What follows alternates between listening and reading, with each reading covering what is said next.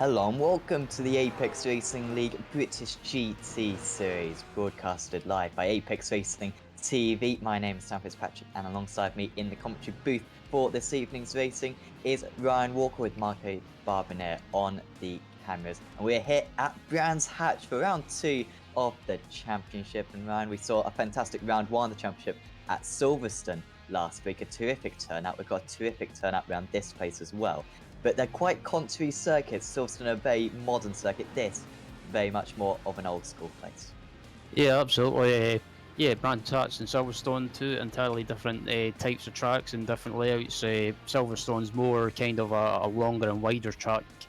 Brands Hatch this evening is kind of much tighter around here. So I think this evening in both classes, GT3 and the Porsche Cup class, I think the racing is going to be a bit chaotic.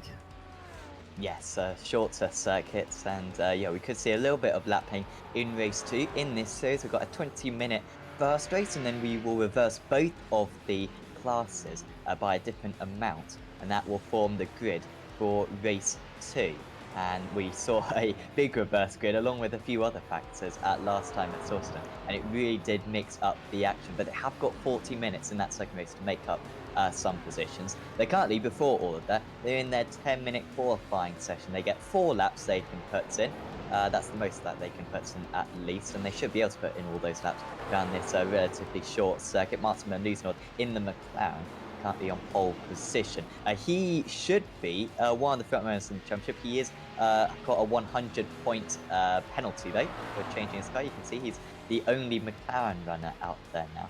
So he's got a little bit of margin to make up. But Ryan, we saw from the first meeting, it's extremely competitive out there. It's very difficult to call a championship winner at the moment because I think it's McMahon currently top of the championship in the GT3s, and I think we've got a tie at the top of the Porsches as well. So a super competitive grid. It's great to see. Yeah, absolutely. Both classes, as you say, Sam, really close and competitive at the moment. Especially last week, it was so competitive, and it was a good way to kick off the season. Kick off the season, I should say. Especially in the Porsche Cup class in race 2, it went right down to the last lap, and both leaders, Nick Madsen and I can't remember who else it was. I think it was Cronin, wasn't it? I think it was, Brendan Cronin. They both ended up having a bit of I could say a bit of a BTCC. What is it? A bumping match. Yes, quite a bit. And that they both got caught from an instance. They got, certainly, I think Mick Madsen got a penalty point for one of the incidents, and also Brendan also picked up some 3 points for picking up a few incidents as well. Just took him over the threshold for that race. So it both cost him quite badly. I think I'm just looking at the championship at the moment. Drechsler, by the way, is top of the GT3 jazz. It's McMahon in second place, and then Andrew Brown in third. In the Porsche Championship, we've got Brendan Cronin at the top, Nick Madsen in second, and Frenz Kern in third. But a long ways to go, 6 rounds of this championship, and we're only 1 round in, so plenty can happen. 5 races, of course, in the UK, and 1 at Spa as well, just like the real-life British GT Championship. So, like I said, the drivers currently doing their qualifying laps, and currently on pole position is Martin Van Loosenholt in the GT3 Jazz. He looks pretty comfortable there. In the top of the Porsche drivers, we've got Nick Madsen at the top of that one by half a second as well, over Tim Claessen's currently with Austin Hervase and Brendan Cronin in second, third, and fourth. But difficult to set a clean lap time, I guess, around here. Ryan, with the off tracks, quite easy to pick them up. But is this a circuit that you personally enjoy, especially in like the GT3s or the Porsche? I've never really. I've raced around here in the past on other cars like the Scott Barber and the Mazda MX-5. I've raced around here in them, but I've not really raced around here in the Porsche Cup, the Porsche or GT3 cars. So it's kind of unfamiliar territory, or unfamiliar territory when it comes to car and track combo. But yeah, nevertheless, it's a fun track to race around, and I think tonight, I think with the nature of the track, I think it'll be really close on both classes. And yeah, as you say, Sam, it's really difficult to get a clean lap around here with regards to qualifying. Yeah, definitely. You can see the drivers having to use every inch of space. These GT3 cars take up quite a lot of the circuit, and the Porsches as well. So overtaking is going to be very difficult. I will have actually been racing in the Porsche a little bit this week around Montreal, and trust me, after you've watched this broadcast, of course, do check out that car track combination. It's the Porsche Racing Cup currently round there, and the Porsche around Montreal is absolutely superb. And the Porsche is good around most places, even around this place as well. And yeah, the GT3 is, of course, very much a mainstay here. Of course, has hosted the Pro Championships in the GT3 cars before. Michael Dressler then, top of the point standings at the moment. He had a second and a third place, I believe, at Silverstone. So it was a very impressive opening round for him. We'll see if he can maybe improve on his position. He's currently sitting a little bit further down the order as Matthias just comes across the line. He's currently in 15th, Dressler in 8th at the moment. So it could be a difficult place for him to start. Then, well, we have now got all the drivers, and so we are going to have a full formation lap, of course, and well, we can go through the grid whilst they're just gridding up at the moment. So, on pole position for this opening race of the evening is Martin van Loosenord. He is alongside Lewis Bibby on the front row. Then it's Jackie Lotzman in third, Tom McMahon in fourth, and then it's Andrew Brown, Gregory Vranks, Ben Gregory, Michael Jeschler, Chris Wood, and Ashley Blake Hood rounding out the top 10. And then it's James Salt, Martin Thielgaard, Jack Nola, Ole Christian Unberg, Roger Rios Matthias, Robert Lundgren, Rob Thiessen, Alexandra Godfrey, Jesper Lind, Rafe Cullinan, Scott Malcolm, Ben Mears, Stuart Musselwhite, Billy Rose, Alexandra Arneson, Jonathan Martin Stegers, Thomas McDonald, Dean Timms, Pim Bow, and also Russell Davies. Hopefully, we'll also see Stuart McFarlane and Ben Galite take the start, but I'm not sure. They may have just done practice, sorry. And then also in the Porsche category, we've got Nick Madsen on the pole position by half a second over Tim Claessens. Brendan Cronin, leader of the championship, starts in third. Then it's Austin Hervase, Ferenc Kern, Taj Edwards, Steve Clays, Lewis Ward, Tor Bourbon, David Barclow, Harold Stadler, Anders Christiansen, Roloff Means, and Sam Kumo rounding out the field. Good luck to Sam. That is it gets me every time, Ryan. I think you've raced with the Talk Freak drivers before, and I think David Barclow is he a Talk Freak driver, and he's quite far down the order. And it just shows the quality of the driving in that Porsche category because, I mean, there are some quick drivers who are not even in the top 5 in the on the grid here. It's quite incredible. Yeah, absolutely. Yeah, Tim Claessens and David Baraclough. Yeah, they are indeed my teammates at Talk Freak Racing, and yeah, it's good to see. It's good to see them out on track, and yeah, Tim having a good qualifying with qualifying in P2, and yeah, David. I think this is. I'm not. I think. Yeah, I believe David did race at Silverstone. Uh, so yeah, but yeah, I have to agree, Sam. It's absolutely just it's so close in the field in both classes that it's really hard to try and get up at the front of the field, and yeah, it's basically it's so hard. But yeah, as the cars set off on their formation lap and for the first race of the evening. Yes, so pretty well. We have a full formation up here. I've got used to the luxury of having these half formation ups. I'm sure they could line up on the back straight. I'm not gonna lie, but this was one of the earlier circuits, I believe, on iRacing, and so yeah, maybe they used to do all full formation ups. I'm sure Sam Kumo, who starts in pretty much in last place for this race, will know because he's been a member from the very start, along with a couple of other of these drivers as well. They have certainly seen a lot change in iRacing over the last 12 years, but certainly these GT3s and Porsches are here to stay along with this circuit. And yeah, we should be in for an awesome race. Do you expect too much overtaking, you think, Ryan, or is there going to be a little bit of chaos on the opening lap? It's can you predict anything for this race? It's difficult to predict. I mean, some people, some of the really quick guys like to try and try and gain track position at the start or as quickly as possible at least, and then other people try and take it more kind of use a cautious approach. But there's always a downside to both approaches, and people just with just trying both things, it normally causes an accident. And I think in the early stages there might be some kind of maybe some little mistakes from people, or maybe concertina effects as the cars are just coming up to the final corner and we'll be underway.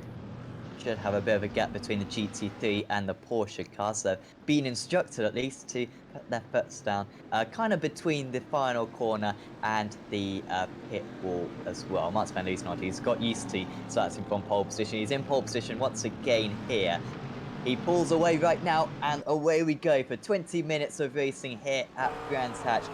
Already, McMahon getting past Lotzman for third position. He might be able to make that one stick. Trying to stay in there is Lotzman, but there could be contact between the two of them. Great speed around the outside there from McMahon, and he manages to get the move done. Almost an overtake there for the lead from Lewis Bibby, trying to get past Martin van Liesnout, but he couldn't quite make it. Here is Nick Madsen. Left a decent gap to the GT2s, which was good, and seemingly a decent start for him. Taj Edwards going ahead of Ferenc Kern a little bit further down the order, but Madsen just about hanging on going into the first couple of points. Might have to defend going into turn 2 from Tim Claessens. Claessens has to go to the outside. There's no way through there.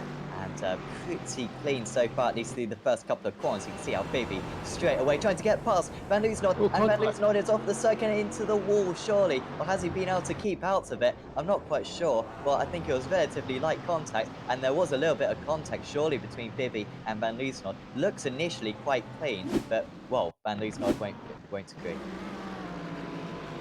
Yeah, I'm not sure what happened there. I'm just looking at the replay to see what happened to Van Loozenord, and I wonder if Markman went to go up the inside and try and sell the dummy, but unfortunately,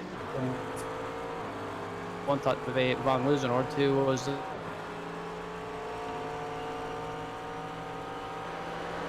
Yeah, real shame there, and I think maybe a little bit of netcode as well, to be fair, involved in that one as Bibby went through, and yeah, I was questioning whether or not he hit the wall. He hit the wall, all right. He hit the wall quite hard a few times, and so it's Lewis Bibby then in pole position, and Van Liesnout, he had a bit of a mare in race 1 at Silverstone, picking up a slowdown very early on in the race, and the bad news for him is he's probably not even going to get involved in the reverse grid either.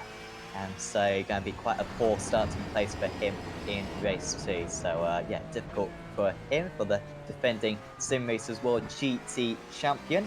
As in lead of the Porsches though, still Madsen leading the way. In fact, there's no changes down that order. I think apart from maybe Stadler getting ahead, or sorry, Moon's going ahead of Christiansen. I think that might genuinely be the only change. Also, Tor Bourbon has got a bit of a poor start. But really, very little occurring out of those drivers, just very much just line astern. As not the case with these GT3 drivers, though, trying to battle away. Ben Mears in the mix here, battling with Rob Teaton and Billy Rose as well, just behind. Yeah, absolutely. It's good to see Benjamin on the grid as well. Benjamin Mears, we recognise from a couple of leagues, I believe. The Mazda MX-5 Choose League that takes place, and also I believe Sam, correct me if I'm wrong, he also races in the Sim Racers World GT. Yes, absolutely. He was the Season 2 champion in the amateur category of that championship, I believe.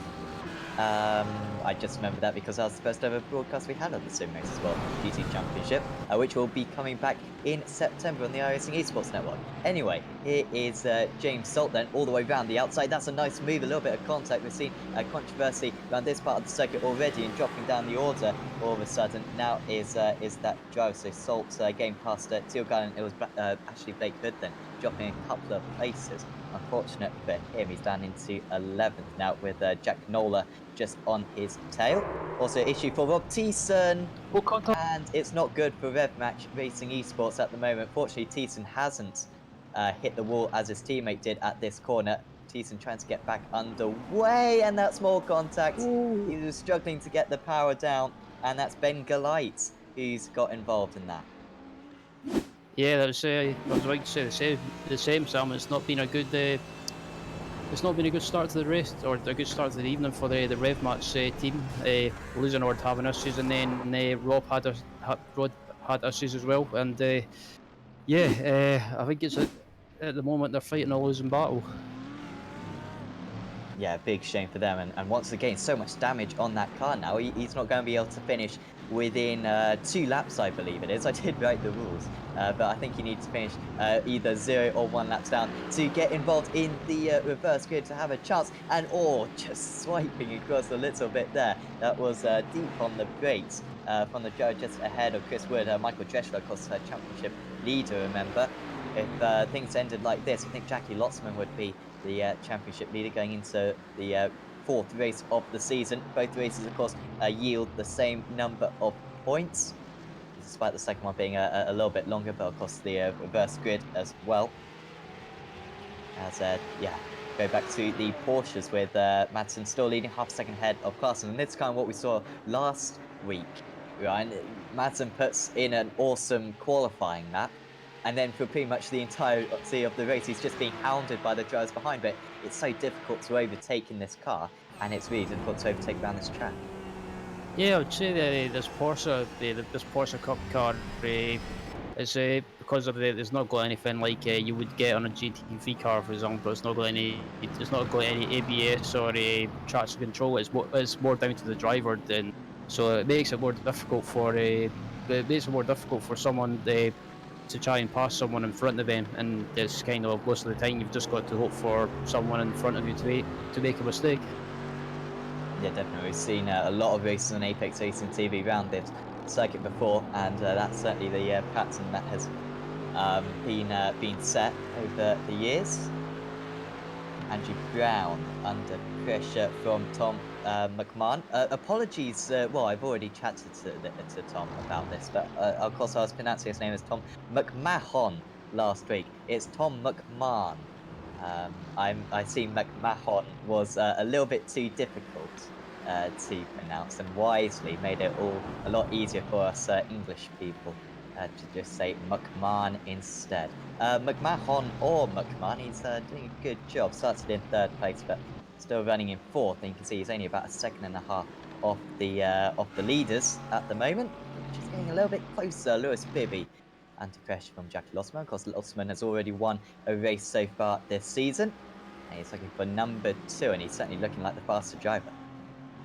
Yeah, absolutely, Jackie Loterman, I remember racing with him, I think a few seasons ago. I think it was a couple of seasons ago, back in 2017 in the Spa 24 Hours. And I think that was the first time I done a 24-hour race on iRacing. And I think Jackie was quick then. He still is quick at the moment, but winning.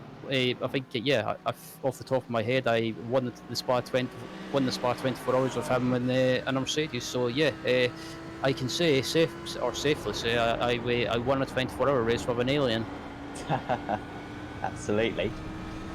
I mean, Marco on the Canvas Day also won the Seething 12 Hours, and I mean, he's got very good at DDoS attacks, hence why he managed to win that one. But no, that's still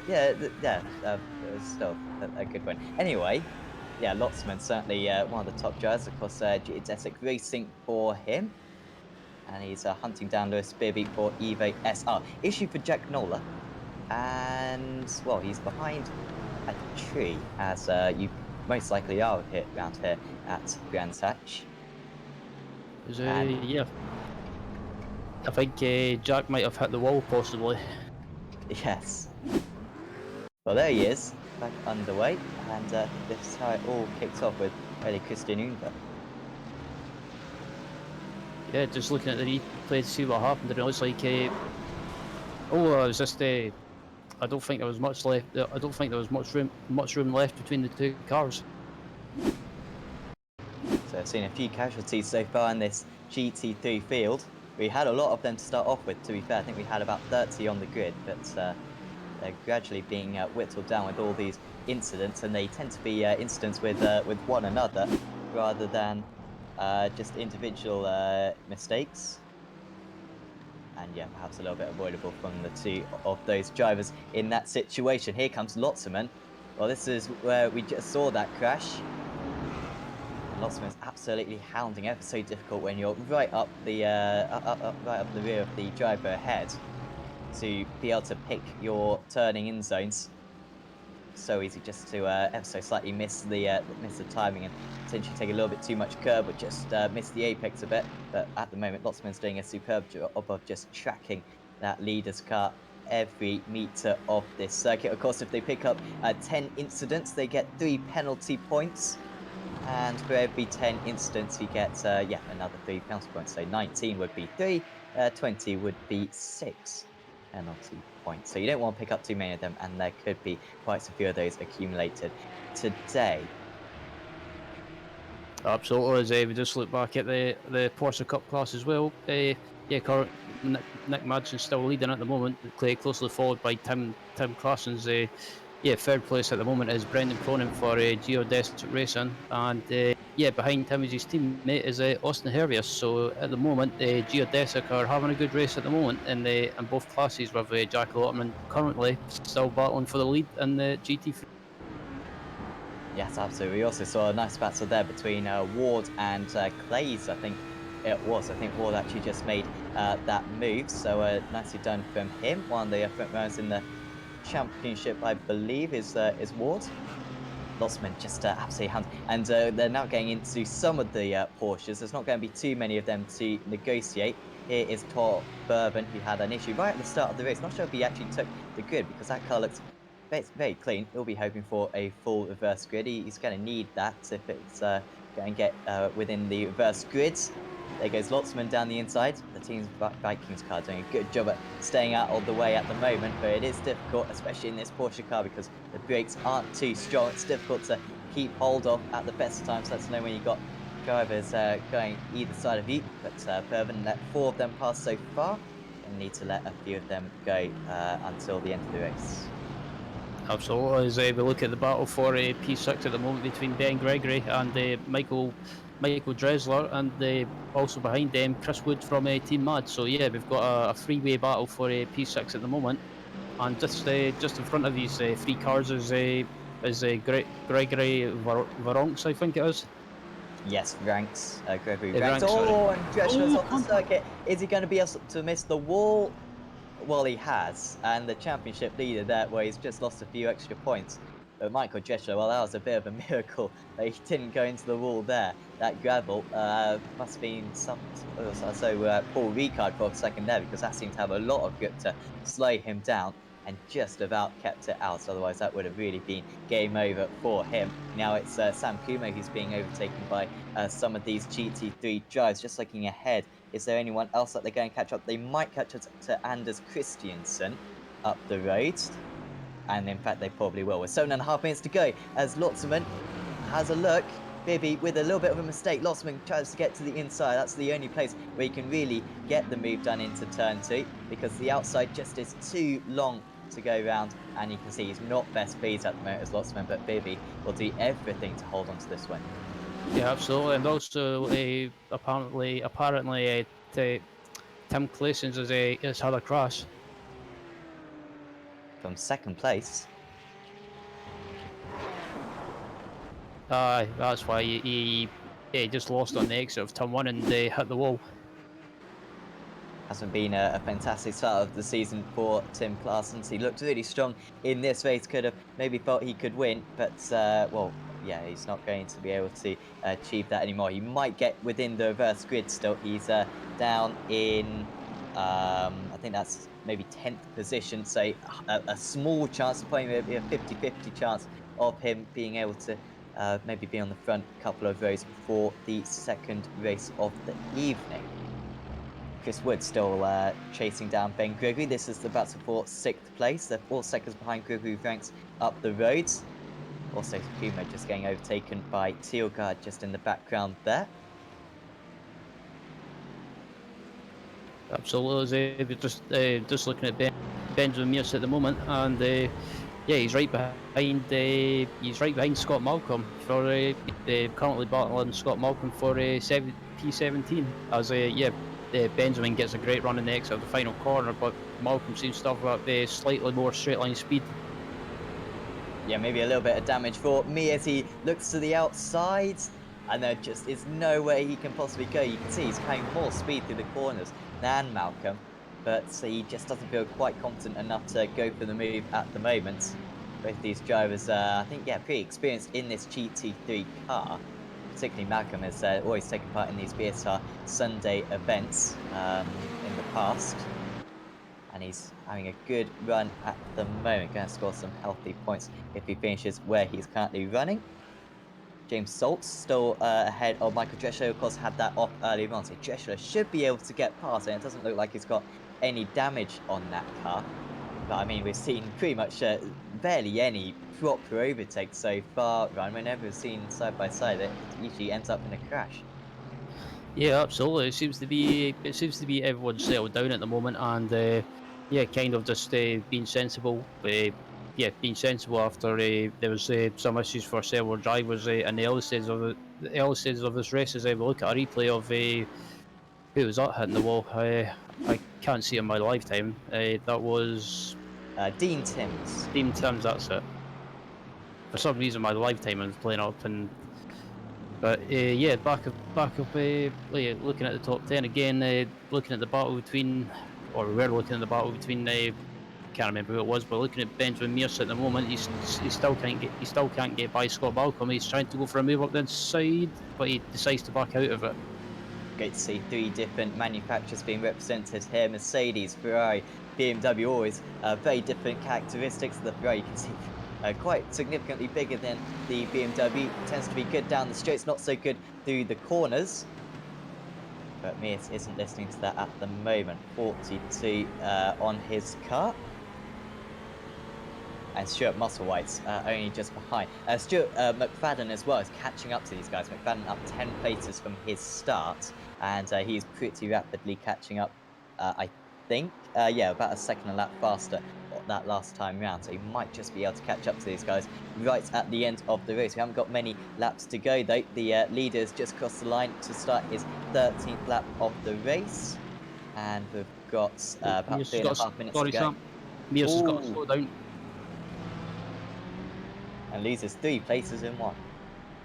Yeah, he just on that right-hander just before that left-hander, he just took too much inside curve and got to slow it down, and unfortunately had to back off a little bit and lose some positions. But looking at the leader, yeah, back in the Porsche Cup class, Nick Madsen still leading from Brendan Cronin, and yeah, in third place is Austin Hervius for the Geodesic, and Frank Kern in fourth place for Evolution Racing Team. So Madsen and Cronin, who finished on the podium in both of the races at Silverstone, looks like they're going to keep that good run up. And see how, yeah, is that the leaders of the, yeah, it is the leaders of the GT3 category having to come through. This is ever so difficult for both of these classes. Bibby going, trying to go one way and then the other. And you can see how much time he's lost to Lotsman right on the tail of his rival. And here comes Lotsman with a lots more momentum on his advantage. And trying to desperately get out of the way are these drivers. Just shows how short the circuit this is, and we might see 2 of these lapping incidents in race 2 as well, with it being double the length. Bibby getting through each one of them, and he still has a decent advantage over Lotsman. Brown getting significantly closer. McMahon also closing in a little bit on these guys. They're done pretty well at the moment. No contact amongst these drivers. Yeah, absolutely. Yeah, I was just watching that as well, and it's yeah, the leaders trying to get past these slower class cars as well. It was good patient driving from Bibby. He could have died up the inside in several places, but he decided just to be patient and just be sensible. And I think in a way he used that traffic to his advantage to try and kind of give a bit of breathing space between him and Lotterman. Yeah, he's done very impressively there. Still 0.8 of a second. I think they've got through. No, sorry, they've still got a couple more to go. They've still got 4 more of these Porsches to get past, if they will get past them by the end of the race. And now Lotsman does close in a little bit, almost contact there with the 89 car of Ferenc Kern. And now the top three, all within about 7/10 of a second of one another. Going to be a tough final couple of laps for Lewis Bibby, especially when he catches up to more traffic just up the road. But this is going to be the last lap, in fact. And this is quite important if they pass the Porsches. If they don't pass the Porsches, then the Porsches will have one extra lap. If they do pass the Porsches, then they won't have one extra lap. But I don't think they are going to quite catch up to Austin Gervais. He's a few seconds up the road, and so Bibby should have a clean run to the checkered flag. Yeah, absolutely. I think, if just looking at Bibby at the moment, he seems to have this the race under control. But I think Lotterman is not giving up, and I think Lotterman, if he's close enough to Bibby, he might try and make a move in the last corner. But they can't forget that Andrew S. Brown is behind these guys in P3, and if these two guys get caught up, he could sneak by and pick up the pieces. Yeah, that's what he'll be hoping for. McMahon is a little bit too far behind to get involved in these top three. But Bibby, he started this race in second place. He was super close to Martin Van Loosenhoff for the first half lap or so. A little bit of contact, a little bit of netcode, it must be said, between the two of them, though, down the back straight. But Lewis Bibby is going to round the final corner, and he's surely going to take his first win of the season in the Apex Racing League British GT Series. Lewis Bibby wins race 1 in the GT3 category, gets 40 big points for him. Jackie Lotzman finishes second, and Andrew Brown in third. Few more of these Porsche drivers. This will be the end of these Porsche drivers racing because they're one lap down, of course. There were still 3 drivers though still going hard in the Porsche category, which are Madsen, Cronin, and Gervais. Could have a change of position right at the end with Musselwhite ahead of Godfrey and McFadden. McFadden with a good run to the line in that throw. He's going to use every bit of horsepower he has, but it's not enough. He just falls behind Godfrey by 0.5 of a second. So, as the lead of the Porsche category then, like I said, Madsen, Cronin, and Gervais didn't get lapped by the GT3 cars, and so the worst that they can finish is on the podium, which will be good for them. And Madsen, who was under big pressure earlier on from Tim Claessens. Claessens, though, with an accident, and Madsen has been able to cruise ever since then. He's got a 4-second lead, and this will be enough points for him to move into the lead of the championship once again by a couple of points.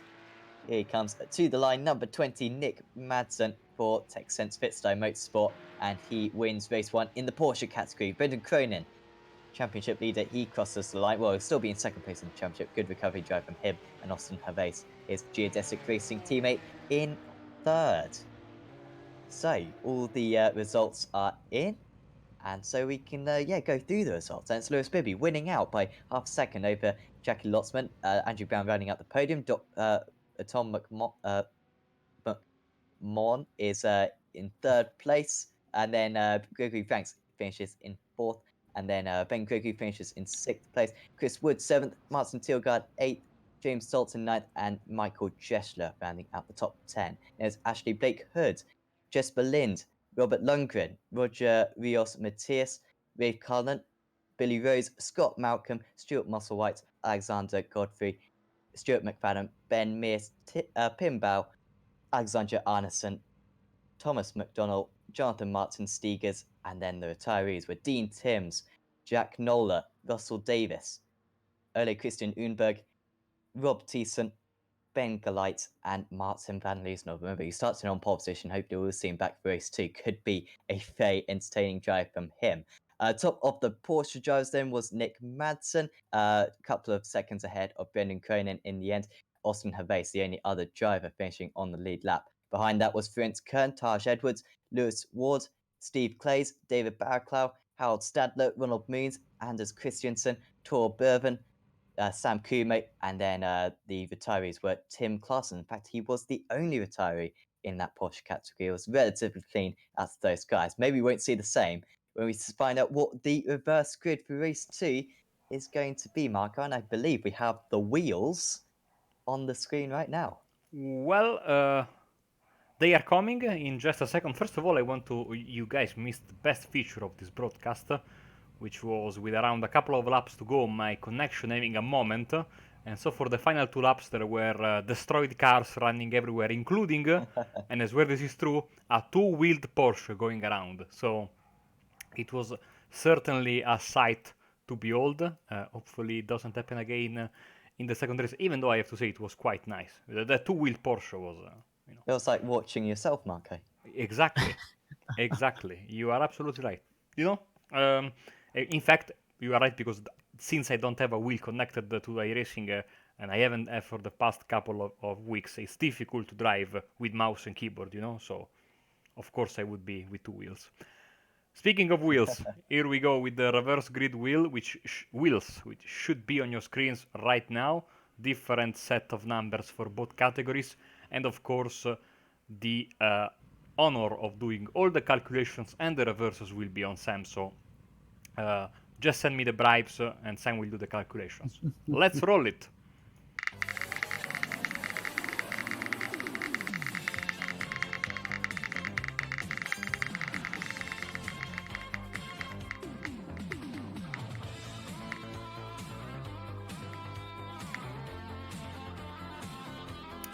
Very nice. We will have a top 8 reverse for the Porsche category and a full -2 for the GT3s. Which will mean, if my calculations are right, that will not be Martin Stiegers, it won't be Thomas McDonald, it'll be Alexander Arneson then, on pole position for race 2 in the GT2 with Pimbal alongside him on the front row of the grid. And then he finished in 8th place, so Madsen, Cronin, Hervase, Kern, Edwards, Ward, Clays, Barraclough then, I believe, in 8th place out of the Porsche drivers. He'll be on the front row of the grid alongside Steve Clays. So it's setting up to be a terrific race to remember. Double the length, 40 minutes. Hopefully double the action. We'll see you back in about 20 minutes time for race 2 in the Apex Racing League British GT Series.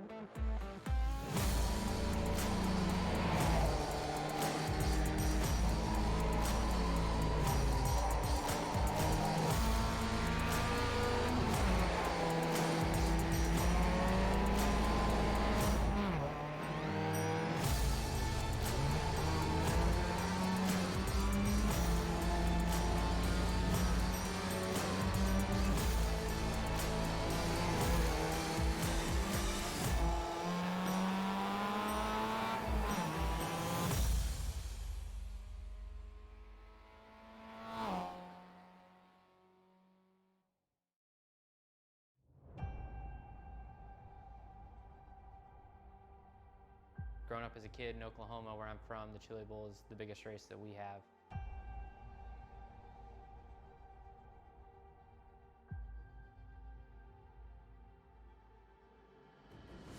The Chili Bowl has kind of been my favorite race of the year.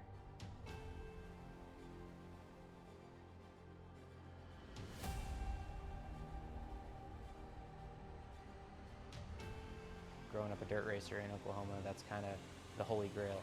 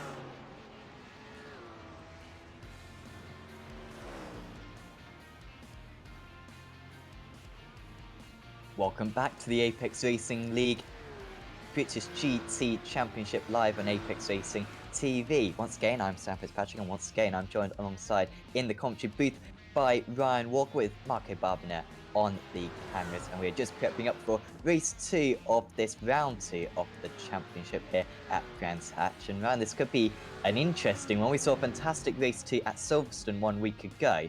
But that's, as we talked about earlier on, a much wider, much easier to overtake circuit. This place, I mean, to gain 20-odd positions as the front runners from race 1 are going to have to do with this reverse grid, will be a fantastic challenge for them.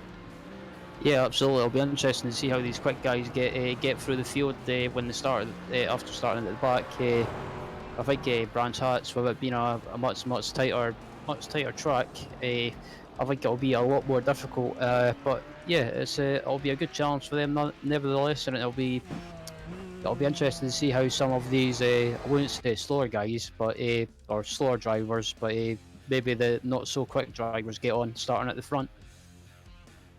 Yeah, fantastic opportunity for those guys. We had a full -2 reverse grid for the GT3s, and we had a -8 reverse grid for the Porsches. So hopefully, you know what last week basically at Silverstone race 2, it all went kaput. I think that's the best way to put it, because the reverse grid did not go well. I hasten to say, I'm reluctant to say, it seems to have worked today. So we've got the rolling start, of course, and we'll go through the grid. So Alexander Arneson, I believe he finished in 22nd place in race 1, but will be on pole position for race 2.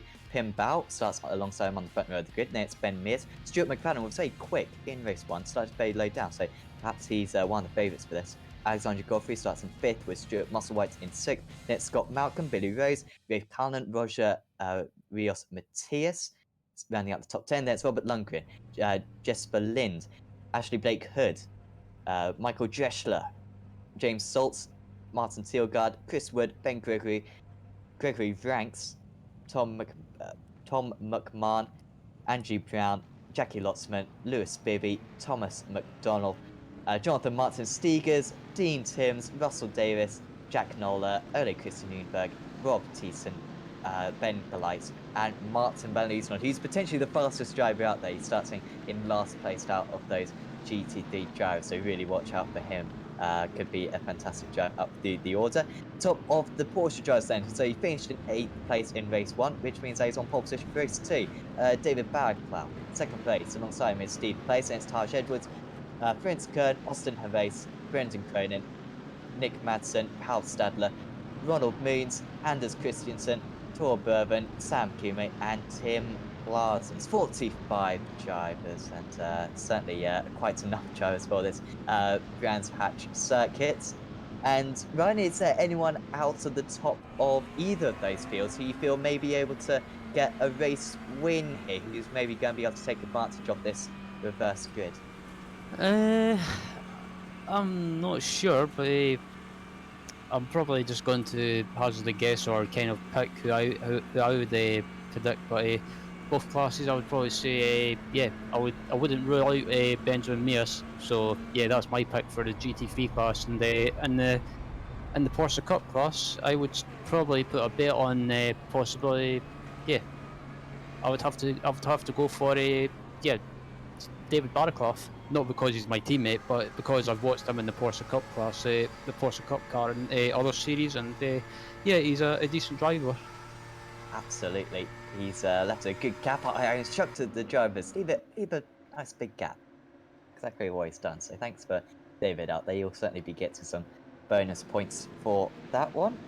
And so Arneson then on the pole position, Team Vikings. How long is he going to be able to hang on to that lead? We really don't know what's going to happen in this race too. It's going to be a fascinating 40 minutes of racing to see what happens. We could see some carnage, and we could see some entertainment as well. Look at all this GT3 streaming around the final corner. The Porsche pace car is into the pits. Arneson puts his foot down, and we are away for 40 minutes of racing in the GT3 category here at Brands Hatch Round 4 of the championship. You can see 3 wide straight away for a few of the drivers side by side between Mears. He's already up into second place, and Mears might even be up into first place. As running wide, there's Alexander Arneson, and he's given away the lead at the first opportunity. Mears into the lead then. We've got a little bit of side by side there for second and third, just about avoid contact. I don't know how they managed to do that. Almost contact again. That's the BMW dropping down the order at the moment. 3 wide again, and that has resulted in contact this time. And we could see a few drivers getting involved. Fortunately, actually, most of them have managed to get through. I think maybe they were pointed the back the right way again.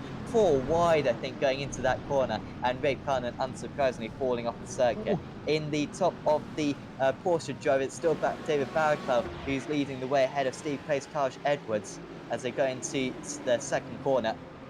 Good start for Madsen, already up 3 places. He's trying to get past Trent Kern as well. Kern just on the inside there in 4th place. I think Kern will be able to fight that one back. Forced up for her base, down 2 places, passing up a couple of places. Dean Timms didn't take the start in the GT3 category. And Cronin trying to go down the inside of Kern. He's off the circuit, and we've got another driver off the circuit, and it's Michael Dreschler. He was leading the championship going into this round. I don't think he will be anymore. Alexander Godfrey, he started near the front of the field, getting involved in that one as well. Yeah, absolutely. It seems that everyone's, yeah, it's all kicking off in the early stages of the race, or on. Yeah, is it the overall leader cup class is still being led by David Barraclough, as everyone, but yeah, some people just. Yeah, some issues for plenty of the drivers down the order in both of the classes as well. So James Sultan, Alexander Godfrey, Michael Dreschler, maybe a couple of others. Rick Hanna, of course, we saw falling off the circuit, and maybe a couple of others as well getting involved in those first couple of collisions, particularly at Graham Hill Bend.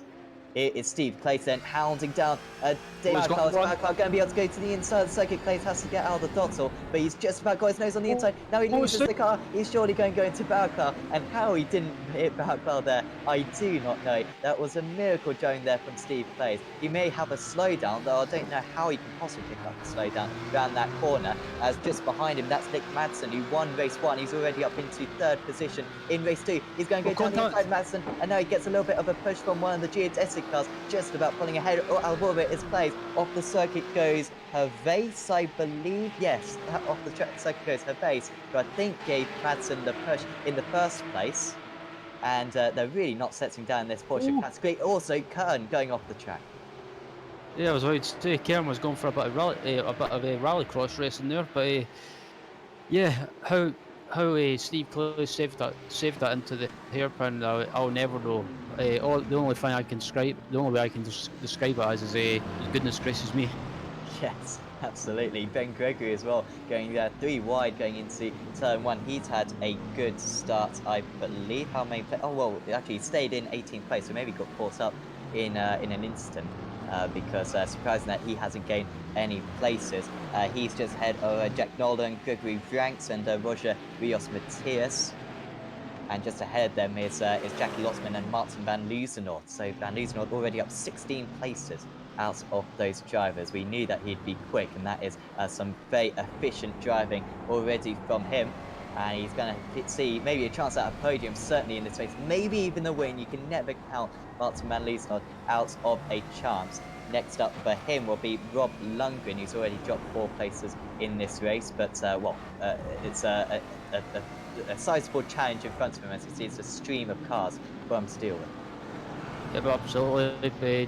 Van Luzenoort has to watch behind him though, because he's got Jackie Lotterman behind him, and Jackie Lotterman finished in the top 3 in race 1, and Van Luzenoort's going for a move up the inside of Lundgren, and he's up the inside, and trying to go through as well. So yeah, Van Luzenoort and Lotterman are not hanging around, Sam. Oh, contact! Contact, and Lotterman's going to go past the pair of them. Unless Van Luzenoort can fight back, he just got a little bit, I think the driver on the outside maybe turned in a little bit there as Lotterman goes down the inside. Ooh. And that was quite aggressive there from him. Van Luzenoort almost getting contact as well. And, a lot of incidents at the moment. Here comes Van Luzenoort again then, so will make that move this time. But Lotterman there gains 3 places in just a couple of corners. Lewis Bibby also gaining some places, up 17 places from his start. Some of these GT3 drivers have had an incredible first few laps. Yeah, it's been absolutely mayhem. It's like everywhere you look, there's people battling away, and yeah, I think that for me anyway, that move from Jackie Lotman on the I can't remember who it was, but that move into the hairpin that he done was a bit naughty. Yes, these drivers can protest any incidents that occur, and they will be discussed by the stewards. How many stewards there are is another question. But no, we'll. Oh, as driving falling down is Stuart Musselwhite. He starts this race in 6th place, and Wood off the circuit as well, on the outside of the final corner. And yeah, there is Musselwhite and a bit of contact, and well, that seemed to be a bit of a crash in slow motion, not gonna lie. And that's Dreschler out of the race. He had such a fantastic Silverstone round, 2 podiums. Far from that here today, as Barraclough now goes off the circuit. No changes, I think, since we last checked in on this Porsche class, at least in the top 3 places. It's Barraclough, Clays, Madsen, Cronin, and then Stadler, Edwards, rounding out the top 5. David Barraclough, though, he doesn't look comfortable per se, Ryan, but it's so difficult to overtake this around this circuit. He's getting away with it.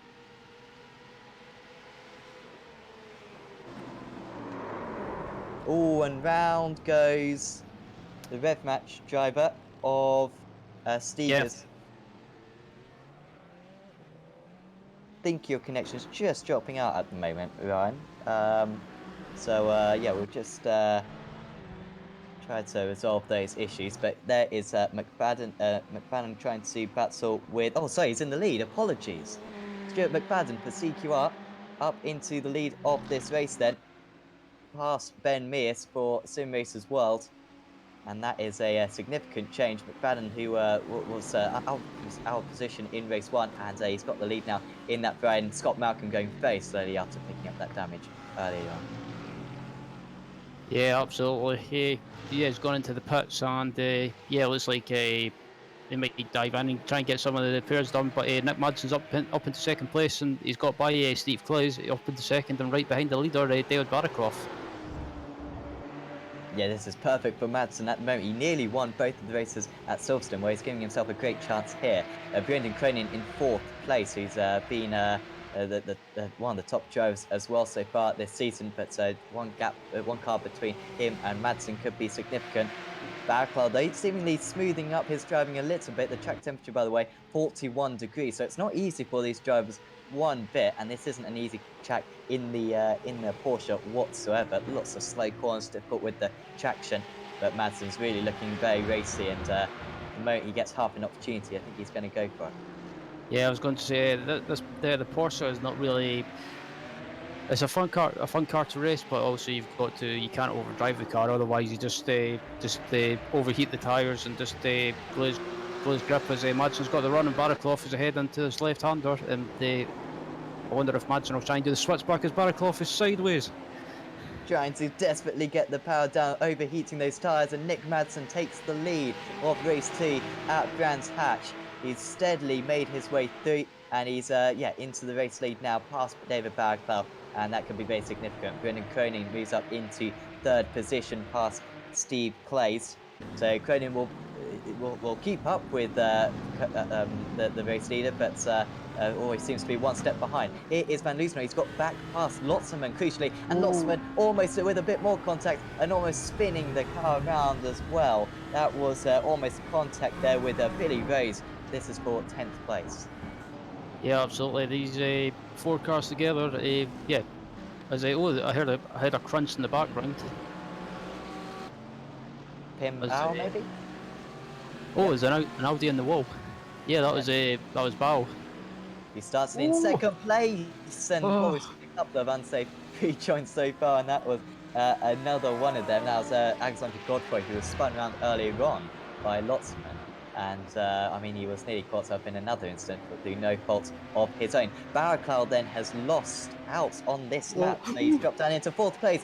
Plays going to defend from Cronin behind. Yep. That's yeah. He just got Claes just got sideways when he put the power down. As Cronin tries to dive up the inside, but he loses momentum on the exit of the corner due to bouncing over that curb, and it's allowed Barraclough to close back onto these guys. Barclay trying to go around the outside. That's going to be ambitious. It would be brilliant if he could pull it off. But I think going into this next corner, going to have the advantages. Brendan Cronin, still Barclay, not giving up. The driver who was leading this race. A terrific side-by-side duel between those two drivers as Steve Claes waltzes off into the distance. This time, surely going to be able to pull ahead. Barraclough sideways. Barclay onto the grass, somehow contact. managing to keep going. Stadler makes contact, and out of all of that, it's another geodesic car who gets past Stadler, Taj Edwards. Yeah, absolutely. I was about to say as well. It's these guys battling away has allowed Harold Stadler to close on these guys in front of him, but back up at the back up at the GT3 cars. It's still Van Loozenord that's making progress rather quickly through the field, and the next target in front of him is Ashley Blakewood. Yeah, he's making easy work of all these drivers. Still, Lewis Bibby up 19 places as well, currently running in 4th. So, I mean, there's a lot of quick drivers, but they're all in different parts of the circuit. It's really difficult to call who's going to win this one. Bibby must have recently got past Arneson, who remember starting on pole position.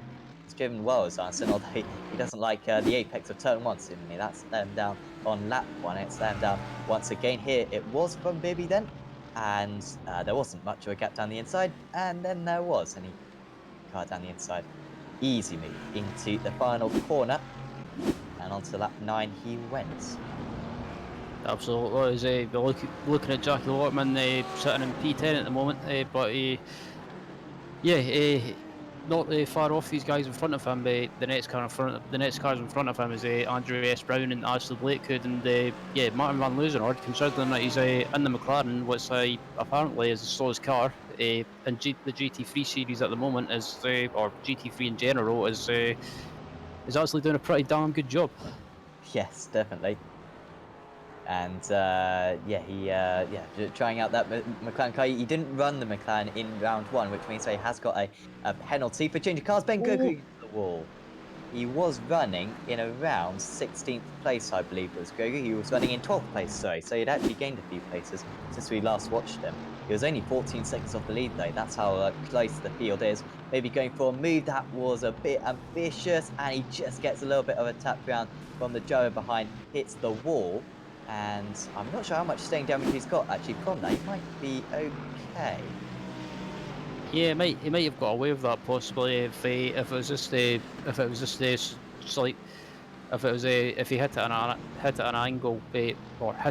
an angle, I should say, with the bodywork. If it was just a slight bodywork to barrier, he might have just got away with that. Yeah, you never want to get contact on that wheel.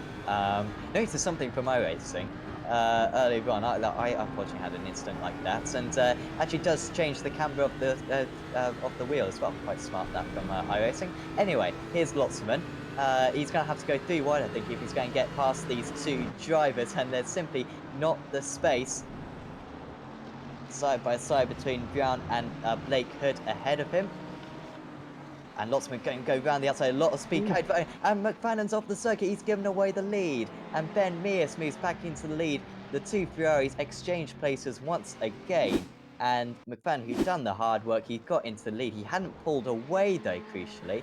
And, well, when he did make this mistake, it wasn't a big enough gap for him to keep the lead, and just way too much grass on the entry there. Yeah, he just caught the outside grass with his left rear wheel and just got sideways and ran wide. But luckily he's still managing to keep going. But what it has done is handed the lead back to Benjamin Mears. As we look at Nick Madsen at the moment, unsurprisingly is leading the Porsche Cup class again, Sam. Yeah, 5 seconds ahead of Steve Claes. He's holding up Brendan Cronin, you feel, but Claes is, of course, a very accomplished driver, one of the top drivers in the silver category, at least, of the Sim Racers World GT Series. That's running in GT3 cars, of course, not the Porsche. And you can see getting a little bit liberal there with the track limits as Cronin potentially picking up a couple of 1x's. He did get a few penalty points for picking up those 1x's, as did many other drivers in the last round. He doesn't want to pick up 10, otherwise he will lose some crucial points. And here are the front runners of the GT3 drivers then, already catching up to the Porsches. And having to defend at the moment is Ben Mears. That Ferrari is wide, and so one trying to get past the other isn't the easiest deal by any means. Trying to get past this Porsche, I believe, is Mears at the moment.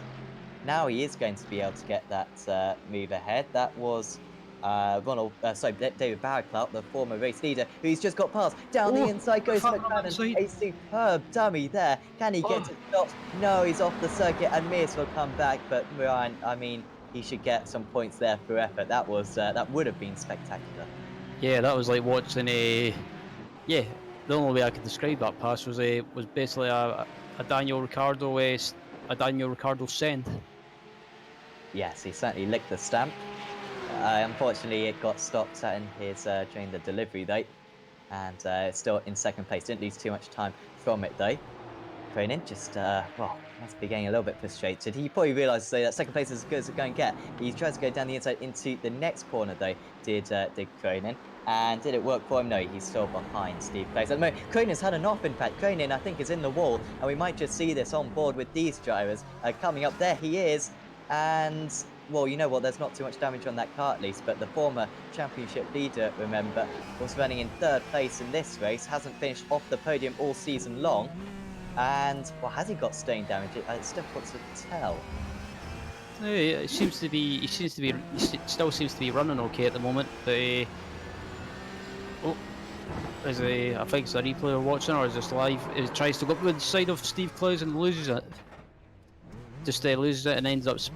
Yeah, he just hit the wall with his left rear, so he might have had some bodywork damage, possibly. As we look back up at the front in the GT3 class, and yeah, Mears is defending from McFadden still. McFadden's trying to go around the outside. Oh, door to door, but McFadden is going to get it done, and we see a third overtake between these two. But Stuart McFadden takes the lead back in the GT3 category as they have to negotiate some of the GT3 traffic and the Porsche traffic as well. McFadden, after that mistake, is back into the lead, and he'll make sure that you won't make another mistake like that. Ben Mears, so you still feel, though, has got a fantastic chance at winning this race. They've got, I believe, 7 Porsches still to overtake, along with a few GT3s as well, who have had issues earlier on in the race. McFadden's going to try to get past this one. The car number 94, and also a Sim Racers World driver right on the inside of the circuit, does well to get off the track there. Yeah, that was a bit of a close call, but I have to say to Benjamin, he's not letting McFadden go that easy. He's still keeping up with him slightly. And also, of course, in third position is, Jesper Lind is up into third place. So something's happened to Bibby there. I don't know if this has only just happened to Lewis Bibby. In fact, he dropped a place already on the last lap, or was he already running fourth place? I'm not quite sure, to be honest. But I mean, he is running currently in sixth place now, so he has dropped a couple of places on this lap. Mears almost making contact with Hal Stadler that time. Yeah, absolutely. I think Mears was trying to keep up with McFadden through the traffic, but kind of just backed off a little bit, so he didn't hit any of the Porsches when it's unfortunately lost him some time to McFadden. But is there contact between Stadler and one of the I don't know, Kieran. Losing order off the circuit as well. Has he lost that place to Bibby? He has, and that could be really important because Van Loosenor is making some good progress, but he's lost that place to Bibby now, who's one of the other very quick drivers in this race. Here is what happened to Van Loosenord. Oh, he's just being pushed off and then has to take evasive action as well. He did well, did Van Loosenord. Only lost the one place, but it could be a significant one. Yeah, I think unfortunately I don't think there was nothing that there wasn't much Martin could do there. He was just as Jesper Lind gets a bit sideways and tries to, I think he's forgetting it's not Rallycross, but yeah, I think he was trying to do the Scandinavian flick. Yeah, I think he dropped behind Tom McMahon in that. And I do desperately hope I start pronouncing his name correctly because, well, we could see him winning this race. He's up 17 places already. He's 3 seconds off the lead at the moment is McMahon. And they've got through all but 3 of the Porsches now, at least have the has the race leader. So not too many to go. Have I got that right? 2 Porsches to go, apparently. So Clays and Madsen yet to be overtaken. As yeah, just looking at Andrew Brown at the moment, he's trying to get by one of the Team Viking cars. I think it's Alexander Arneson in front of him, so he's trying to get by him as quickly as possible, and he's got the run. It was 3 wide. Well, that takes some skill. Down the inside goes Brown, and the angle, though, was far too acute. And, well, that was brave from Brown. He saw an opportunity with the traffic, and he couldn't make it. But I must say, I mean, we don't usually see traffic as influential as this, but personally, I'm absolutely loving this at the moment with the struggles that these drivers are having getting past. He really got to, really does bring an extra element into it. It's absolute chaos, and whilst they have already now got through all the Porsches, pretty much have the GT3 drivers, we are going to see them coming past the Porsches for a second time later on. Lind loses a place to Bibby now, so he got passed by McMahon, and now he's got past Bibby as well. So the 2 Evo SR drivers get past him. Here comes Van Loozenord, and I thought he was going to send that one, but instead stays back.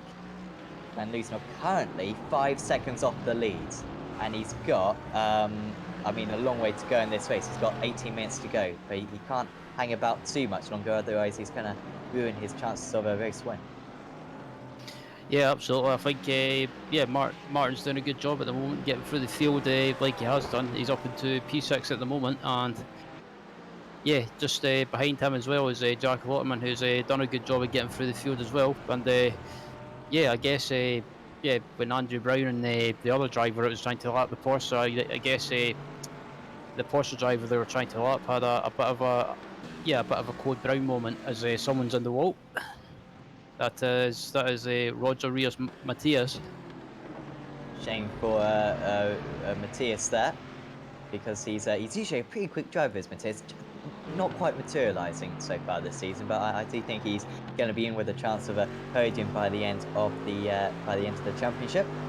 Lind under pressure from Van Loozenord. I mean, if you had just an onboard camera of Van Loozenord's or Lotsman's race, you would be in for a treat. I mean, they have had some races, and yet they're still on the same piece of tarmac. Here is Van Loozenord, then down the inside. Lotsman will undoubtedly try to go with him, and Lind was generous. And then a little bit less generous when he gave the nudge. Maybe not best, but I mean, Van Loozenord and Lotsman, you cannot separate these two guys. They fought in race 1 at Silverstone, race 2 at Silverstone, and they're fighting race 2 here at Brands Hatch as well. Yeah, just looking at McFadden as well. He ran wide on the exit of turn 1 and through the gravel, but yeah, unfortunately, he managed to keep the lead. And yeah, I have to say that my if it came to driver of the race for me, my pick for a driver of the race in race 2 would have to be Benjamin Mears. He's been having a good race so far and just doing his own thing and still sitting in second place at the moment. Yeah, he's not made a mistake, I think, so far, has Mears. And those couple of times that McFadden got past him, you know, absolutely fair and square moves.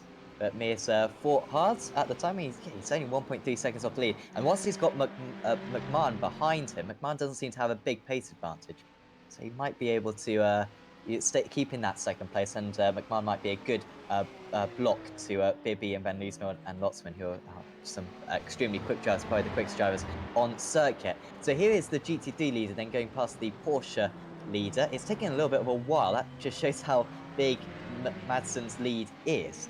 You know what? Madsen actually might not be lapped again in this race. We've got less than half the race to go.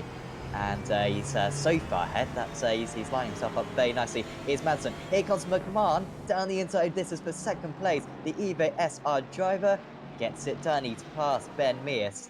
And Mears didn't put up too much of a fight. He opened up the door for him. And Tom McMahon, he's up 18 places now in this race. He's closing in, perhaps on his first race win of the season. He's got 1.8 seconds to gain on the race lead. Yeah, I was going to say he's got Tom's still got time to try and catch McFadden, who is not that far ahead. He's only about, probably looking at the lifetime, he's only about 2.9 seconds, I think. So yes, I think he might just I think McFadden's run wide again. Certainly going to be picking up the instant points, no doubt about that. He might get some penalty points for that. But I mean, he won't care about that one bit. 3 penalty points, it's 40 points for a win though. So, I mean, it's quite inconsequential, really. McFadden only 9/10 of a second ahead now. He lost 7/10 of a second on the last lap, and that involved an overtake from Tom McMahon. As looking back through the field, we're looking at this battle between free car battle on GT3 while they try and pass one of the Porsche Cup cars, which is I'm trying to see who it is. It's Steve Close, I believe. Yes. And they managed to get by him, but yeah, it's this is why I love multi-class racing, though, just because it's exciting to watch, and also it's also a challenge for these guys in the main class, the GT3 cars, trying to get through as quickly as possible, but without taking any risks. Yeah, it really does test a whole different skill set for these drivers. So a lot of these drivers have never experienced a reverse grid before. A lot of them new to the Apex Racing TV broadcast, and we're one of the few broadcasters who do these reverse grid races, of course. And so it's quite an awakening, especially here at Brands Hatch, one of the difficult circuits to overtake. So Tom McMahon, and he's just absolutely charging along. You can see how much confidence he's got in comparison to McFadden. He's gaining by 1/10 and a half every single corner. And as they move on to lap 20 in this race, he sits 0.3 of a second behind on that last lap. He was half a second faster once again. Have you raced against Stuart McFadden a lot, Ryan, in the past? From what I know of him, he's quite aggressive. Not super aggressive, but it's quite sturdy.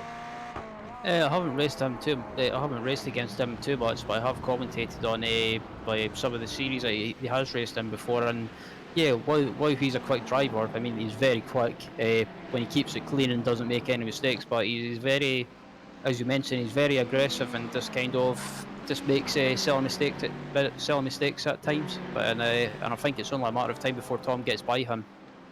As Tom's up, that was behind them. Sorry.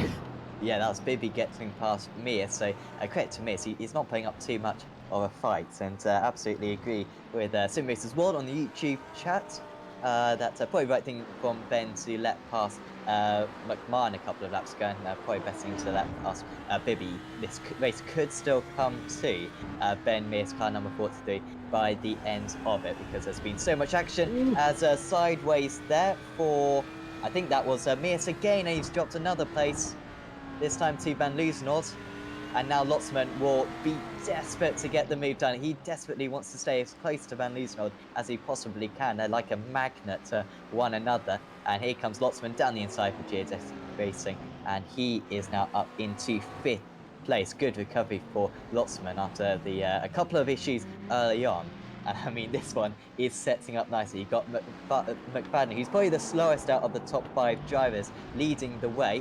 And then you've got McMahon, who's quick driver, but not the quickest out there. Down the inside goes McMahon, down the inside of the Ferrari driver. McMahon will try to keep his nose on the inside there for the next corner, but it's not enough. Tom McMahon leads here at race 2 in Brands Hatch. Trying to come back straight away is McFadden. Is it going to be a dive down the inside? Almost contact between the two of them, side by side. Super close, but that is superb driving from the pair of them. And Tom McMahon take a bow. That was an incredible overtake. Yeah, that was a fantastic move by Tom. He just decided he kind of caught Stuart flat-footed and just went for the gap when it was open, and managed to make the move stick. And also fair play to Stuart. He left just enough room for both of them to make it through the corner. Yeah, you can tell that Stuart did not want to give that up in a million years, but tried to come back, but yeah, was very respectful when he did. He certainly didn't understeer wide into his teammates. And you can see the top 6 drivers all on the same pit straight. We've got a car in the wall. It's Arneson. Oh, shame. Was running in the top 10, the pole sitter, and had done a good job of not getting involved in any collisions as the other quicker drivers got past him. Unfortunately, just getting involved there. I think it's going to be an individual mistake as well for Arneson, a corner where drivers so often make mistakes, and that was almost Hal Stadler. No, that was Nick Madsen, sorry, the race leader, going past him there. Yeah, but absolutely. Just looking back up at the front, looking back at the GT3 class as well, it looks like James Salt has made a move up into P12, taking that position from Ben Gregory. Yeah, so getting past Gregory, a little bit surprised that Gregory dropped that one because he had that spin early on, didn't he? And I thought he was coming back quite strong, but Salt there just a little bit too strong and moves up into 12th place. But I mean, this is ever so close. I mean, McFadden, credit to him, he's been able to maintain that gap to McMahon to about 6/10 of a second since he got overtaken. He's not going to go down without a fight. He wants to at least finish on the podium in this race. He's got Lewis Bibby, though, next up behind him, then Van Leesnord, then Lotzman. And yeah, he's really cut out the errors now as McFadden. Maybe just feeling a little bit better now that he's following another driver. That's not the slipstream, but it's just the fact that you got someone to target at. You got someone to compare your braking points to, and all of a sudden his pace has increased significantly. Yeah, absolutely.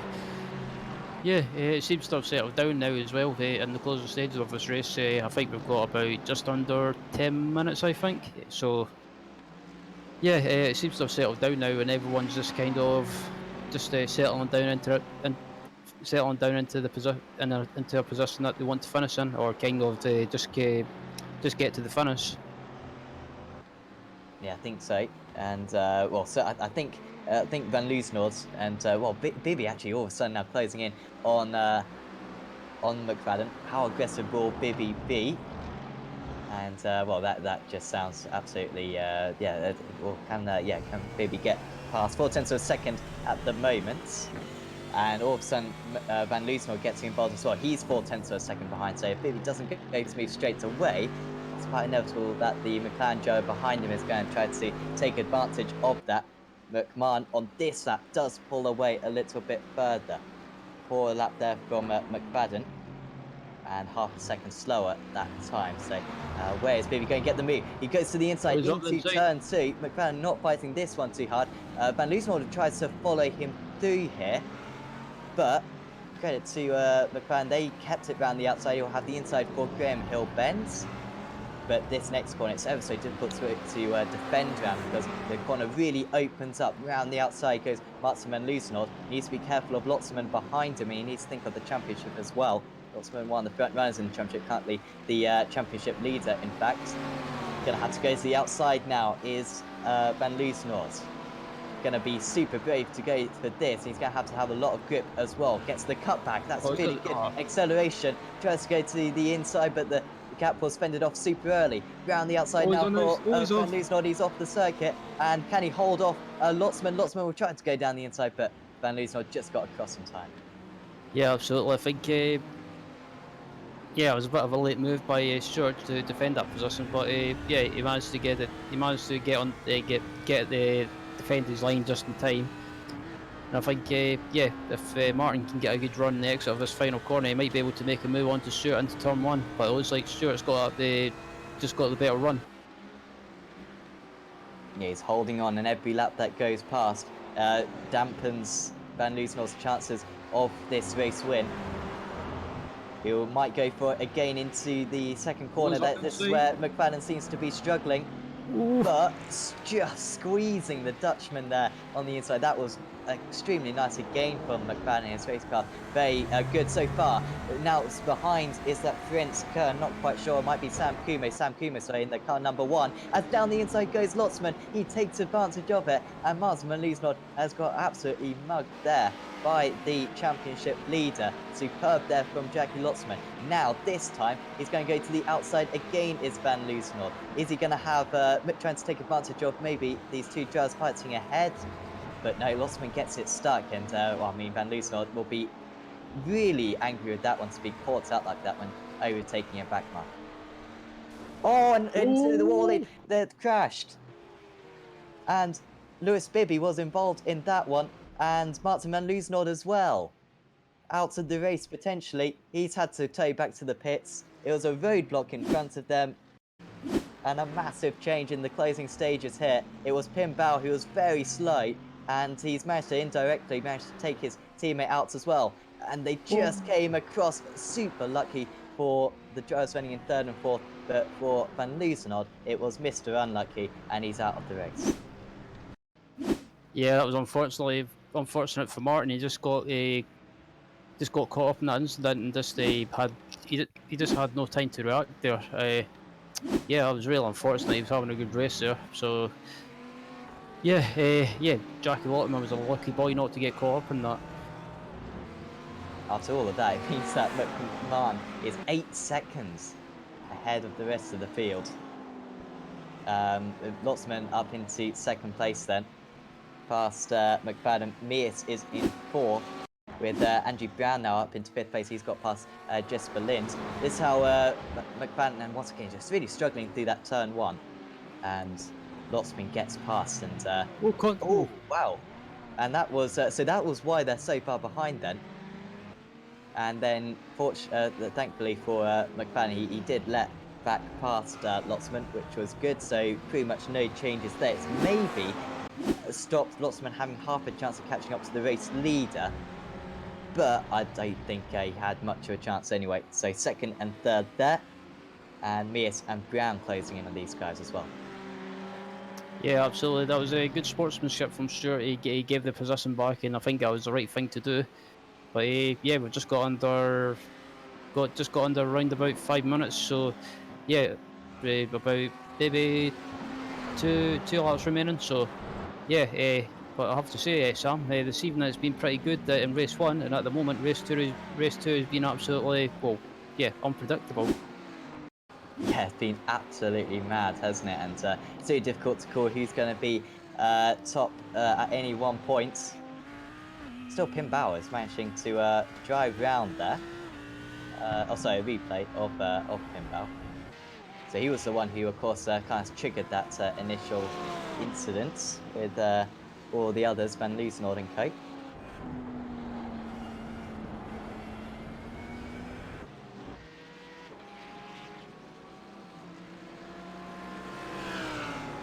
Yeah, just a replay of how this all kicked off. So getting past there would have been McMahon, and then next up in this line would be Bibby, I guess. And then you can see McFadden just in the background. So this was Bibby trying to get past, spinning round. Whoa! And then Pim Bao coming back onto the circuit into his own teammates, which will be of great disappointment for Red Match. It hasn't been a good day for them, and that really did round it off. McFadden down the inside of Lotterman, and I didn't expect to see this. Yeah, I'm amazed. Yeah, I wonder if Van Loosenhoort's teammate will be getting replaced in the middle of the season, like Red Bull done. Big statements from Ryan Walker right there. Yeah, I'll probably go to hell for saying that. I mean, you can't go to the Netherlands now; they won't let you in. I'd watch your back if you did go there. Yeah, I'll take my riot gear. And they might be watching the broadcast right now, to be honest, because they're actually not in the race anymore. McFadden into the wall! Across the circuit, fortunately doesn't take anyone else out. Now he can nurse that card to the end, because we've not got long to go. We've got 1 minute to go. We've got one more lap after this. Ben Mears up into the podium place. So I said how it might come back to Mears. And when I said that, I thought maybe he could even win the race. I think it's just going to be a podium for him instead. But I mean, you cannot count on anything in this race. It's been absolute carnage. And Ben Mears then holding off Stuart Brown. So McFadden somehow still going in 5th place with, it doesn't look too bad, that car. Yeah, absolutely. I have to say, Benjamin Mearso, he's been, yeah, he's been just been doing his own thing in the race so far, not fighting people that are quicker than him. He's just been keeping out of trouble, and yeah, at the moment he's being rewarded with a third place at the moment. But right behind him is Andreas Brown for yeah, in the Mercedes.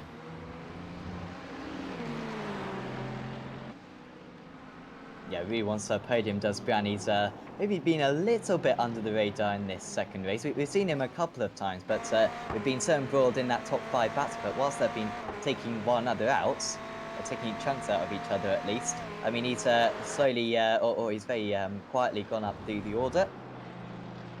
And he's got just a few more corners then to get a podium place out of this, because out in the lead, Tom McMahon has got just a quarter of a lap to go. Brown will try to go around the outside. There's just no room there against the dry, and now they do make contact.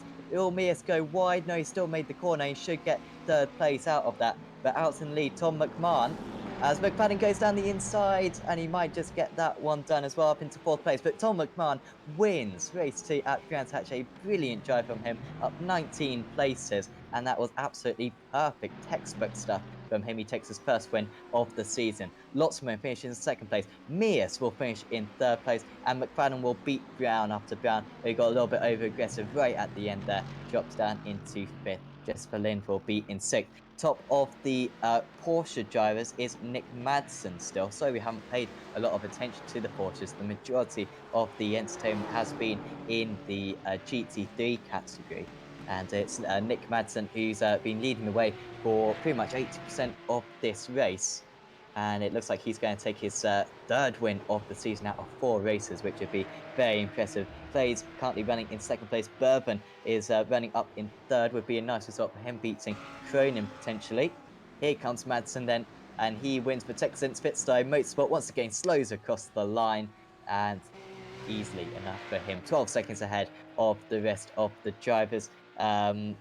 Steve Clays then will finish in 2nd place, and that was a very good 2nd place. Good defending in the early stages, and managed to hold out once a couple of the other drivers made mistakes. Bourbon, very good 3rd place for him after starting quite well. I think he started in 2nd place. No, sorry, I think he started near the back of the field. So did Bourbon. So very impressive from him. And there's Cronin in 4th place, the first time he's finished off the podium all season long. So plenty of narratives. I don't think we could quite appreciate 40-minute race. I mean, that was a lot of action.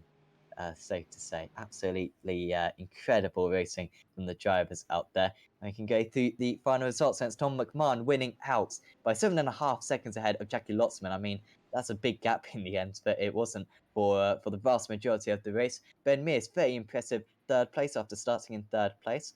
Stuart McFadden finished in 4th, Andrew Brown in 5th, and Jesper Lind rounding out the top 6. Then it was Gregory Franks, Ashley Blake Hood, Chris Wood, James Salt, Ben Gregory, Viv Carnan, Alexander Arneson, Billy Rose, Ole Christian Unberg, Ben Galites, Rob Thiessen, Martin Thielgaard, Roger Rios, Matthias. Those were the drivers on the lead lap, and then Thomas McDonnell was the only driver 1 lap down, and then Scott Malcolm was 2 laps down, and then the retirees were Lewis Bibby, Martin Van Liesnod, Robert Lundgren, Alexander Godfrey, Jack Nola, Stuart Musselwhite, Russell Davis, Pim Bow, Jonathan Martin Stegers, Michael Dreschler, and Dean Timms. There were a few of them, safe to say. Top of the Porsche drivers there, Nick Madsen, who extends his championship lead. He beats Steve Clays in the end in 2nd place. Tor Bourbon gets his first podium of the season in 3rd. Brendan Cronin finished in 4th. There's Hal Stadler, David Barraclough, who started from pole position. Taj Edwards was running well, and just seen he's not the best pleased driver out there. He finished in 7th place, I believe. There's Anders Christiansen, Ronald Moons, and Sam Kumo. Those were the drivers who finished. Franz Kern, unfortunately, got involved in an incident along with Austin Hervase and Tim Claessens as well. So, hopefully we'll have an interview. And I really do want a couple of interviews with these drivers because, I mean, a lot happens, safe to say. And first off, we're going to have a chat with Tom McMahon. And Tom, congratulations. I mean, that was up 19 places. I don't think there was, no, it's safe to say, I don't think there was too much money on you. No offense at the start of that race to win it, but Nevertheless, you've won it by 7 seconds. Brilliant job. Yeah, no, that's fine. Those reverse grids, they're always try and keep as clean as you can.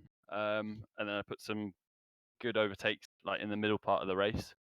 Yeah, and then it just kind of the race kind of kept coming to me. I knew there was I think it's Martin who's so quick.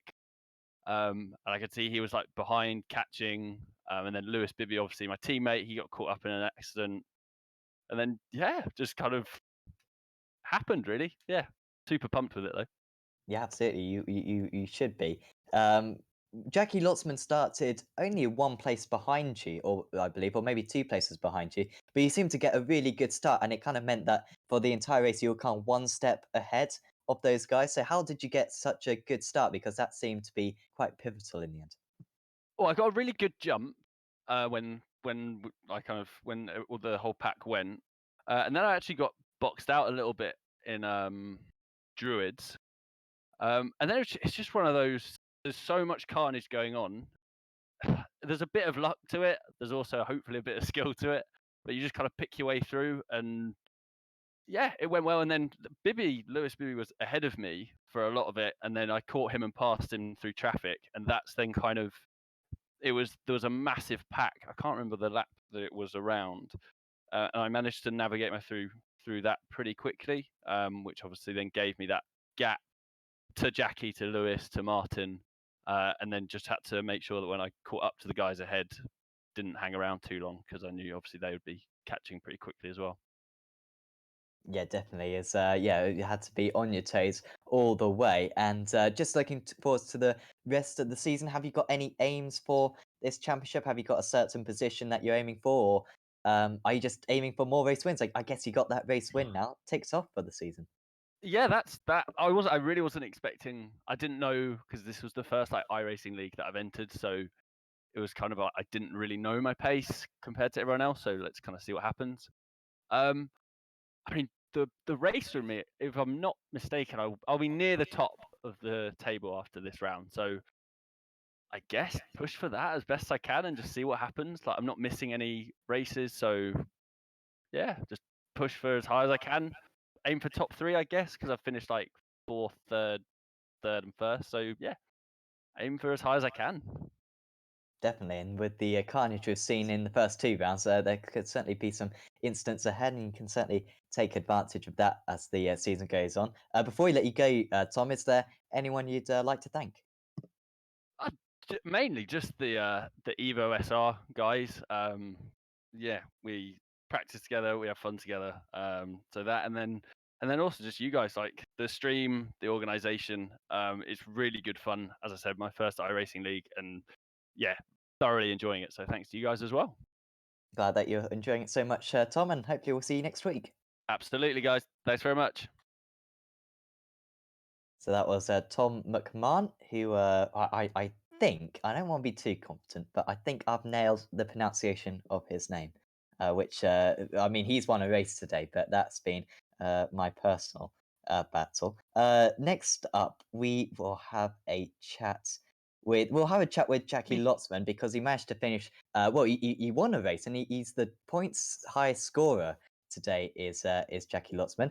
Jackie, congratulations on that first and a second. Sorry, it wasn't first place in the first race. It was still a podium though, I believe. Just take us through that first race because you had some pretty tight battles in there. Yeah, I wish it was a second or first and a second, but it was a second and a second. It was a good race. Yeah, good night overall. Good points, and yeah, just hard racing. The second race was really hard. It's so hard to pass around this track, and it was in the first race as well. When I was trying to pass, it's just pretty much you just can't do it because the pace is so close with everyone. But overall, it's pretty good. Yeah, definitely. You and Martin van Leesnord seemingly had a terrific battle. You were pretty much just following Martin through, it seemed, all the traffic. It seemed like Martin was making a move, and then you were just nipping down the inside to follow him along, and then you pulled off a super move through the traffic as well on him. Yeah, that was. I could really follow Martin, though he was a bit faster. But just every time I was stuck behind someone, I could just stick behind him, and then when he made the move, I just followed him through. But And do you have much kind of multi-class experience? I guess you do. I think you've raced in DGFX, of course, before, but it's quite different, this dynamic between the GT3s and the Porsches, because they're so evenly matched. And around a track like this, it must have been really tough in the traffic. yeah, it wasn't such a problem for me. But I saw some guys really getting stuck behind the Porsches. Yeah, because they can break. They can't break as late as we can, so you can pretty easily outbrake them. That's what I found. Well, I think you're now at the top of the championship, Jackie. So congratulations for that. And before we let you go, is there anyone you'd like to thank? Yeah, all the guys at Alpine Stars Geodesic Racing, to all the sponsors, thanks, and also thanks to you guys for the great. Thank you very much, Jackie, and we'll see you next week. See you next week, guys. So I've got a lot of drivers at the moment asking for interviews, but I think maybe we're gonna have to limit it to 3, perhaps. So I'm not quite sure. First up, we'll have an interview at least with Nick Madsen, because he did win 2 races today. A terrific effort from Nick Madsen. Congratulations, Nick. Yeah, it looks quite comfortable for you in the end. Those 2 races, you kind of got the lead, and then gradually pulled out a gap as the carnage happened behind you. Yeah, I managed to develop a good setup, and was getting pressed hard by Tim in the first race. So trying to find my race pace after a few laps. I think third or fourth lap, I actually found my race pace. So yeah, quite happy with the race in race 1. Absolutely, and in that race too, you had to, and race 1, in fact, you had to cope a lot with the GT3 drivers lapping you. How did that dynamic? How did you find that? Yeah, I was pushed too hard in the beginning of the races, so try to stay a bit calm with starting P8 in race 2, and just waiting for the guys in front to make some mistakes. And then when I went to the front, I tried to keep an eye on Brendan and I saw he was pre-free or something, and then I tried to make a big gap as possible to get rid of the crashing with GT3s later on. Well, it certainly worked for you very well in the end. Next round of the championship, I did write these rules, so I ought to know where it is. It is Alton Park, the international circuit. Do you have much experience around there? Yeah, I've been there for some races, and I'm looking forward to it. Absolutely, we're looking forward to seeing you race around there. Nick, before we let you go, is there anyone you'd like to thank? I would like to thank Fitsteam Motorsport, Jack and you, Sam, and yeah, Tech Sense, and yeah, I think that's it. Diamond Tweaks as well. Thanks, Nick, for having a chat with us, and we'll see you next week. Yeah, see you. Thank you. So that was Nick Madsen, winner of both of your Porsche races today. So we've still got a few more drivers who want to have interviews. We will have a chat with Steve Clays, I think, next, because Steve had a very good race today. Second place in race 2. I think it was something like 6th place in race 1 as well. So Steve, a good points haul today, I guess, for you in that race too. A really good result. Yeah, I had the second race was very nice. I think I got 7th in race 1, which was not bad. I didn't make any mistakes, so that was a good result. But I was surprised that when we gridded, I was 2nd, and I could hold that position because I thought, okay, I'm gonna drop back. The fast guys are coming across, and they will blast past me. But yeah, I held on to the position. I'm very happy. Absolutely, you should be. You had a good battle with Brendan Cronin in the early stages. Cronin tried to get past you in the GP layout of the circuit, but you just had a bit of a spin. But it looked like a really tight battle you two had for about 5 or 6 laps. Yeah, he was faster. I have to be fair about that. and I was trying to defend, not too much really. If he had a run on me, he would have been gone. But yeah, he tried to pass me. I don't know the corner name. We didn't touch. I think he just went in a bit too hot, maybe too much steering angle, and he spun around. And then it was quite easy race for me after that. Absolutely, a really good second place for you. Of course, you've raced in the GT3 a lot in the Dynamics Sim Racers World GT series. Are you racing much in the Porsche outside of this championship at the moment? Yes, I'm doing 95% of my races in iRacing official races in the Porsche. I don't drive as much GT3 outside the Sim Racing World League. I, I don't kind of like the GT3 cars.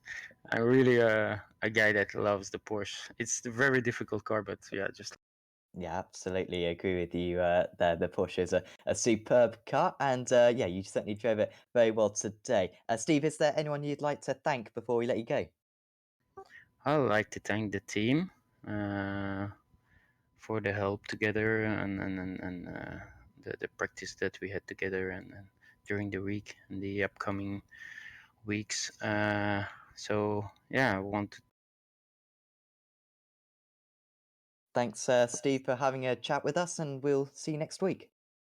see you next week. Thank you, guys. So, I think we're gonna have one last interview. Who do we have a chat with? We're gonna have to pick some dreams. I say Ben. go for Benjamin Mears. Go for Ben Mears. Okay, awesome. Do you want to have a chat with Ben, Ryan? Yeah, I can do that. Yeah, awesome. Okay. Yeah, hello Ben. Benjamin Mears joins us in the booth, and Benjamin, I have to say, that was a pretty good race by you in the race two, finishing on the podium. How did it go for you this evening? Hey guys, how are you doing? Yeah, very well. I really enjoyed that. At one point, I felt like the fast guys breathing in my neck. I was like, if I let them go, maybe I can salvage a spot or two. And then it all went off, and I was able to gain an advantage. Yeah, I mean, what was it?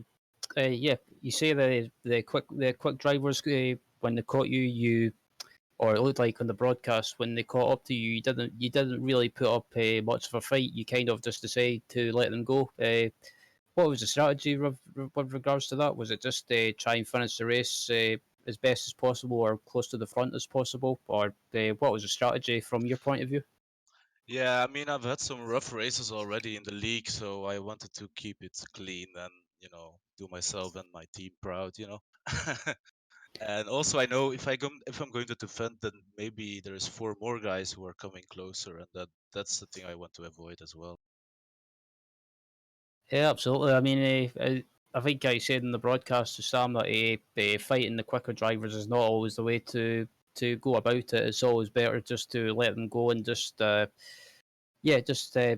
tuck in behind them and try and just finish as close to the front as possible and just pick up as many points as possible. But yeah, as I said in the broadcast, you were probably for me driver of the day or driver of the race in race two, and yeah, I think yeah, your consistency was rewarded with a podium finish, which was well deserved. So yeah, well Ah, done. thanks. That's a very nice compliment. I will hold it deeply in my heart. Thank you. Oh, good stuff. Just before you go, is there anyone that you'd like to give a shout out to any sponsors or anyone in particular? Yeah, I would like to thank Ian Roots for accepting me in the Simracers World eSports team. Be sure to watch us when Apex is gonna fire up the streams in September. It's gonna be a blast. And also you guys, of course, of course. All right, thank you, Benjamin. And yeah, are you looking forward to next week? I think next week is at Alton Park. Yeah, I love Alton Park. I really enjoy the track. I'm gonna do my best to do well there. Good stuff. Well, thanks for I'll say that again. Thanks for joining us, Benjamin, and we'll look forward to seeing you on track next week. No worries. Thanks for organizing this, guys. Bye bye. And that was Benjamin Mears joining us in the booth. And yeah, back over to you, Sam. Anyone that you want to interview, or is that it for this evening? I think that's pretty much it for this week in terms of the interviews. So, of course, we'll be back on Apex Racing TV for the Apex Racing League British GT Championship next week at Alton Park, and that's going to be quite similar to this, or maybe even more chaotic, because, of course, that's a super narrow circuit, not many overtaking opportunities by any means. So, of course, elsewhere on Apex Racing TV coming up during the week, we've got the BSR Amateur MX5 Cup on Monday, and we've got the BSR TC Pro Series on Thursday, and the ILMS as well on the Friday, along with plenty of other broadcasts, and also broadcasts on the iRacing Esports Network as well. So certainly give Apex Racing TV a subscribe, and the iRacing Esports Network as well to not miss any of our content. Also check out our Twitter pages, our Facebook page, Twitch channel, and Instagram page as well. But from me, Sam Fitzpatrick, and from Ryan Walker, and from Marco Barbanet as well, we're going to say goodbye, and we'll see you next time.